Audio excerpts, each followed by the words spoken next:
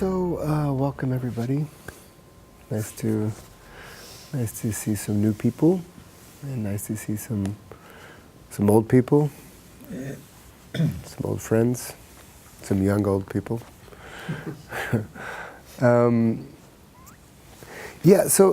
we're going to have 3 meditations this weekend, and in a way, it's a nice number because it covers a certain topic that Rob has asked me to speak about, and so tonight we'll kind of begin tonight with that exploration. But if you think of the word spirit, now the word spirit or spiritual or spirituality has a lot of baggage that comes with it. It has a lot of meanings, a lot of cultural meanings, a lot of interpretations. Some meanings like team spirit, or alcohol is sometimes called spirits, and ghosts is spirits. So there's a lot of meanings in spiritual, the spiritual thing. There's a lot of meaning that comes with it. So I do want to be a little bit careful using this word, but just to maybe define it a little bit more precisely at the beginning here, because I'm sure that word will come up from time to time this weekend. For me, spiritual means absolute, an absolute perspective, which, by the way, also God, for me, the word God is kind of, an absolute. God is everywhere. Yeah, now the Christian God and the Hindu God, that's obviously not absolute, that's very relative, but when we usually, in the mystical traditions, when somebody's speaking of spirit, or when they're speaking of God, or I don't know, the energy and intelligence that organizes the universe, whatever you want to call that. Usually when they're speaking about that, they're speaking about something that's absolute. And as opposed to something that's relative. I'm a man and you're a man, but she's not a man, she's not a man. So that's obviously relative, and you're a Dutch man, I'm an American man, so it's also kind of a relative thing. And when we speak about spirit, or the word spiritual, if it points to the absolute, it points to something that you and I are equally the same there. It's kind of our deeper nature. This weekend we're going to look at this process of going from something that's very relative, human being. I have a 3-month-old daughter at home. She's starting to realize, maybe not quite yet, but she's starting to realize that she's kind of a little separate individual. Starting to realize. Most of the time she's just, enjoying existence. She's in the universe and just kind of floating, and when she's hungry, she cries. When she needs her diapers changed, she cries. But the rest of the time, she's kind of enjoying herself. But now she sees us, she smiles, she's beginning to relate. And it's interesting to see, this is our second child, so it's interesting to see how the relative personality slowly begins to develop. But at the beginning, I wouldn't say she's a Buddha, even though I like to say she's a Buddha. But at the beginning, there's not so much differentiation. So she's kind of in this absolute state, but it's not. There's no intellect developed or anything like that. There's certainly no psychology. The beginnings of personality are just starting to form. So even though we're all born as that, certainly we're all born from that, we do kind of go through this development of turning into or developing into separate individuals who are not absolute but rather relative, and then a spiritual practice or let's say a spiritual practice or any type of developmental practice that takes you into a universal perspective is nothing more than the shift from the relative to the absolute. And if it were only that easy to shift from the relative to the absolute, then we would all be Buddhas. But it's not that easy. It's important to have a healthy egoic structure, a healthy psychology. But at some point, the boundaries of that healthy psychology, or let's say average psychology, I guess we're all at a certain level narcissistic or a certain amount of psychosis or whatever. We're all more or less, let's say, average. We have these boundaries and structures of the ego, and shifting out of those is not an easy thing. Yeah, and it's not a bad thing that we're in those, but any suffering that we have in our life, any suffering we have in our life is simply because of those boundaries of the ego. It doesn't mean if you're physically sick or you get harmed, or if somebody close to you gets sick and harmed that it won't be painful. Of course it'll be painful. But the suffering is simply because of the boundaries of the ego. And any type of, which keeps us in the relative experience. And any type of shift out of the relative into the absolute is going to necessarily work with those boundaries. And that shift is not something that happens very easy. And by the way, for those of us who are doing Aikido, if you think of all of the principles of Aikido that make Aikido, they're universal. They're absolute. That means that your center is the same center here as it is when you get on the train and you go to Amsterdam, or if you go to the moon, or if you go to sleep, or if you wake up, if you go swimming. It's the same center. And even though your physical center and my physical center are different physical centers, at the level of principle, when we really go deep into the center and the level of principle, it's the same center. Your connection and my connection, even though we're relative people, if we go deep enough into the principle of connection, it's the same connection. It's absolute. And it was here before we were born, it'll be here after we die. So it's absolute. Wasn't born, wasn't die. It's all times, all places, all circumstances. So it's absolute. So it's important to understand that, because when we make the shift from a relative experience into the absolute, it lessens our suffering. It gives us more happiness in life. Very generally speaking, certainly more liberation. We become more liberated. We have an emotional freedom, an emotional agility to how we relate with life.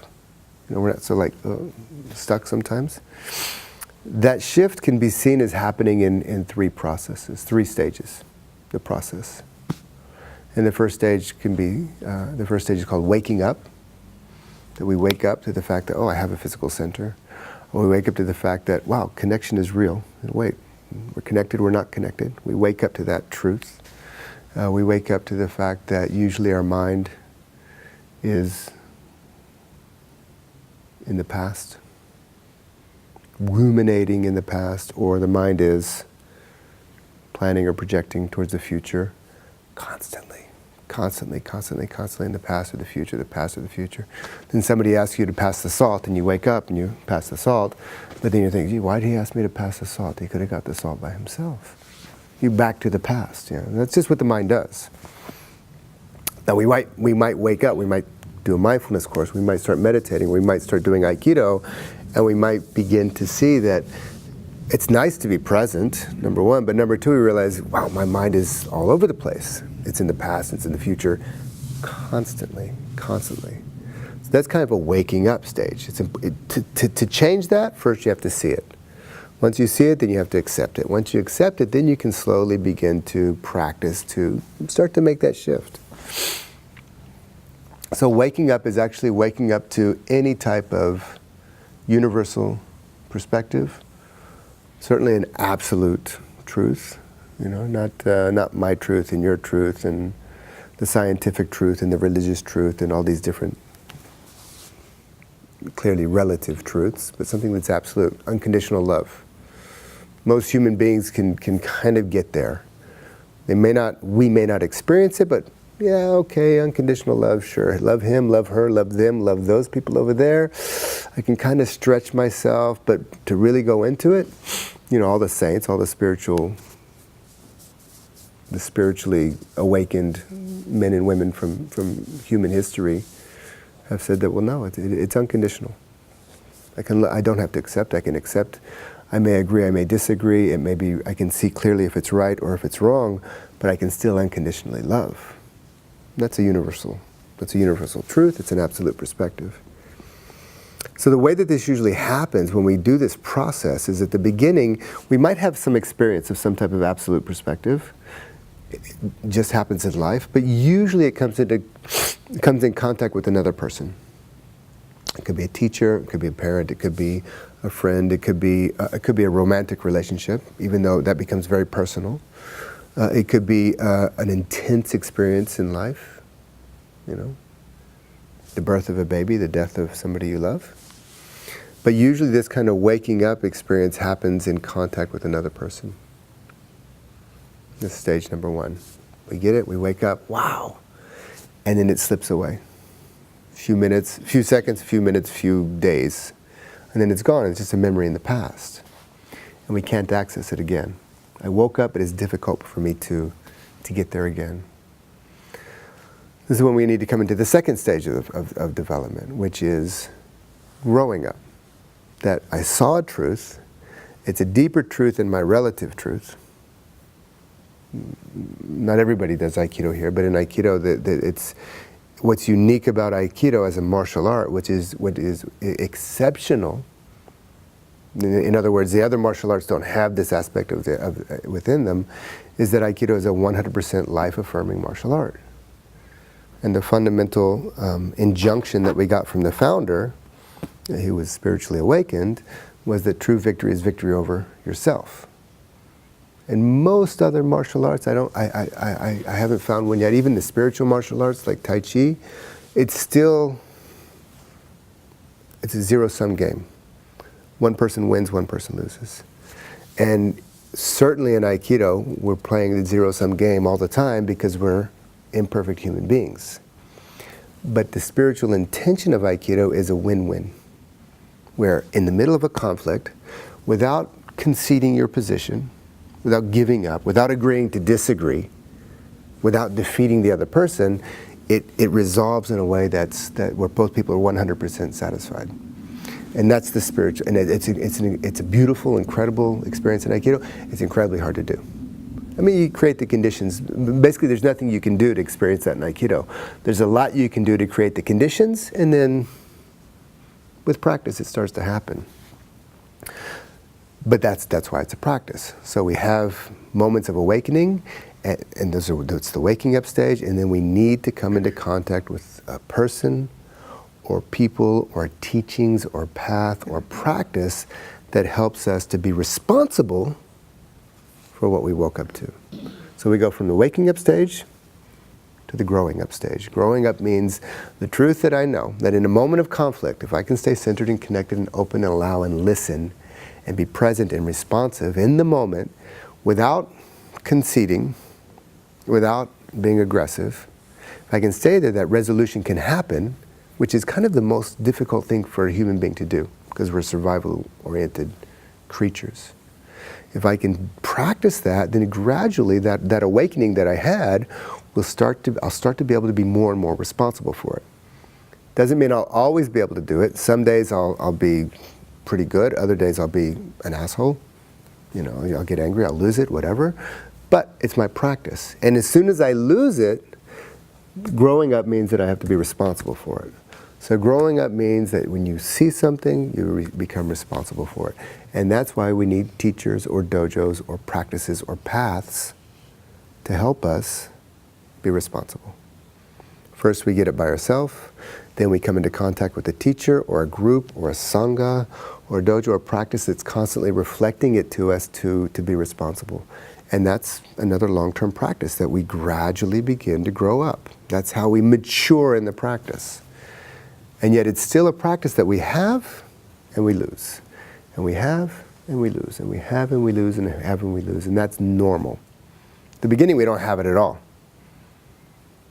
Oh, I woke up, I had a great experience. I went to a party, or I did drugs, or I was at a romantic relationship, or I met this cool teacher, or whatever. We get these glimpses. Then we take on a practice and we go through the process of purifying the mind, the heart, the body, to be more and more responsible for the truth rather than contracting into the relative fears and desires of the ego. Step 1, waking up. Step 2, growing up. And step 3, as it matures, we begin to more and more show up as that perspective. So we begin more and more to show up as a centered human being. We begin to show up more and more as a connected human being, more and more as an available human being, more and more as a non-aggressive human being, more and more as a non-passive human being, more and more as a non-passive aggressive human being. Let's not forget that one. Those are just kind of three ways that the ego can go, yeah? And when we go in those three directions, 15 minutes ago or an hour ago or yesterday or whatever, it's a moment of lapse. You know, we're all kind of adults here. We're all old enough to know that there's good ways to be and not so good ways to be, especially with other people. So when we see that, we remind ourselves to be responsible. So it's still a process, and it's a never-ending process. But then there are those days we just show up, and it's in a situation where normally my ego would kind of contract into one of those three things, and I show up in a very different way. I don't know why. I didn't even intend to do it. But understanding was required from life, and understanding manifests. Love is required from life, and love manifests. Truth, like clarity and truth, you know, the black and white kind of truth, well, hang on, you know, where you start, where you take a stand, you say, well, is required from life, and it just manifests. It's not that you decide to be, today I'm going to be the Buddha, and then tomorrow I'm going to be Mother Teresa, and then the next day I'm going to be the Dalai Lama, and then the next day I'm going to be Metin, and the next day I'm going to be Hakim, you know, all the great aspects of these guys. You don't choose what you're going to be. Life chooses it for you. It just starts to show up. You know, again, since we're doing Aikido, just think one of those moments where it's just like, wow, the greatest Aikido thing happened. I didn't even think about it. It's only afterwards that I realized, wow, that just happened. There was no thought process. I wasn't pulling a technique or a tactic or a trick that I learned in the past and throwing it into the future onto my partner. It just, wow, just happened. You know, you show up as an expression of Aikido in this case. So we go from the waking up to the growing up to the showing up. And that's a process. The waking up usually takes some experience, maybe a person, to kind of help us see that. The growing up often takes another person. It could be a therapist, it could be a teacher, it could be a rabbi, it could be a priest, it could be your parents, it could be a relationship, it could be a good friend, it could be somebody who has permission in your life to reflect, hey, what are you doing? I guess these days therapist is probably the best example of that, because it's such a clean, when it's clean, I mean it's usually clean, but it's such a clean container, you know. That's what they're there for, to kind of ask you, well, that's interesting, why? So, you know, and every time they ask you why, you're forced to look back and say, oh, wow, okay. And as you go through that process, the therapist or the teacher or the priest or the rabbi or the guru or whoever, the mindfulness instructor, becomes internalized. You no longer need the external because it's internalized, and you're able to kind of create that reflection for yourself until a certain point where that even disappears, and then you just begin to show up as is needed through life. So the waking up, the growing up, and the showing up. These three stages could go 3 days, 30 years, 3 days, 30 years. There's no formula there, but it is a developmental process that we all go through. And as I like to say every time I'm in Maastricht, it all begins and it all ends with mindfulness. Because without mindfulness, there is no waking up. Without mindfulness, there's no waking up. Mindfulness just means that you're in the present, fully here, fully now, awake and aware. No, not aggressive, not passive aggressive, just an open awareness. It's mindfulness with what's happening. Without mindfulness, there's no waking up. Without mindfulness, there's no growing up. And without mindfulness, there's no showing up. So really, it's the key. Yeah? It's the key for everything. And what I also like to say, not just in Maastricht, but everywhere, the Buddha said that mindfulness is helpful in all things. That is an absolute statement. All things. And remember, every time you're paying attention to your breath, it's another moment of awakening to what's really happening there. Every time the mind wanders off and you gently bring it back, it's a moment of growing up and being responsible for your practice, at least in this moment. And then at some point, if it starts to just happen really in a flow, quite naturally, that's the showing up. It's starting to show up in your practice.